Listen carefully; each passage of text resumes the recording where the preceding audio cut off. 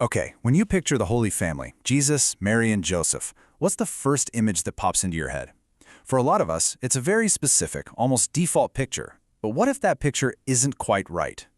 In this explainer, we're going to peel back centuries of art and tradition to ask a really simple question. What did they actually look like?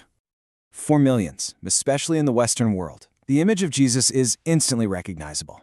You've definitely seen it. In a church, maybe hanging in your grandmother's house. It's that face from Warner Sallman's famous 1940 painting. You know, the fair skin, light-colored hair, and very European features. And that image? It's pretty much become the default for so many of us. So, the big question is, how much of that face is based on what we know from history, and how much is just, well, a product of art and tradition? That's what we're going to dig into. Okay, so to get to the bottom of this, the first place you've got to look is the source material itself. So what does the Bible actually say about how Jesus looked? Now, this is what's so fascinating. The Gospels are almost completely silent about Jesus' physical appearance, and the implication there is pretty huge. He likely looked so typical for his time and place that he could just blend into a crowd. I mean, think about it. When he was arrested, Judas had to literally point him out to the guards. He just didn't stand out physically.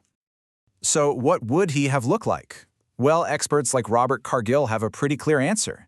He would have looked like a typical first-century Jewish man from Galilee. Just that one historical fact completely challenges that long-haired, fair-skinned image we see so often in Western art. All right, so if the Bible doesn't give us any clues, where do we turn next? Well, in recent years, people have turned to both science and technology to try and build a more historically accurate face for Jesus. And this is where things get really interesting. We've got two totally different approaches here. On the left, you've got a forensic reconstruction from 2001. It's based on an actual skull from that period and region. And the result? A broad-faced man with a darker complexion. Then, on the right, an artist used AI to generate an image. What's so striking is that both methods, one super scientific, the other digital, end up with a face that is a world away from that traditional European one. And you know, this whole thing isn't just about Jesus. The same historical questions pop up from Mary and Joseph, too. Their popular images might also be just as far from the truth.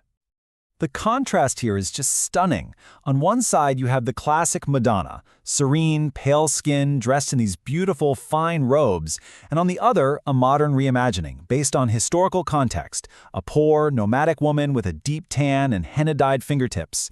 It's a really powerful visual that just completely shatters our ingrained assumptions. And then there's Joseph. With him, we have a whole other mystery that's not just about his appearance, but his age. I mean, have you ever noticed? He's almost always shown as this really old guy, sometimes decades older than Mary. Why is that? The answer is actually pretty fascinating, and it has nothing to do with history and everything to do with theology. It turns out this was a deliberate choice by early church leaders. They decided to portray Joseph as an old man to reinforce the idea of Mary's perpetual virginity. The logic, basically, was this. An elderly guardian would seem less like a husband or partner, which helped protect the story of the virgin birth from any skepticism.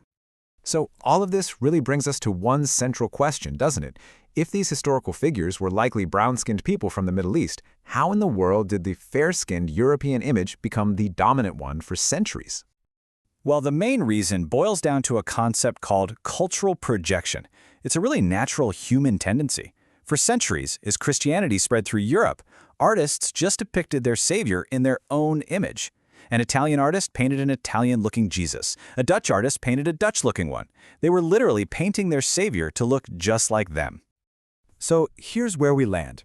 We're kind of caught between two things. On one side, you have centuries of powerful, beloved art. And on the other, you have the findings of modern history and science. And that tension brings up a really big, important final question. On the one hand, does historical accuracy matter most? Is there real value in trying to strip away all those cultural layers to see these figures as they likely were, as people of color from a specific time and place in the Middle East?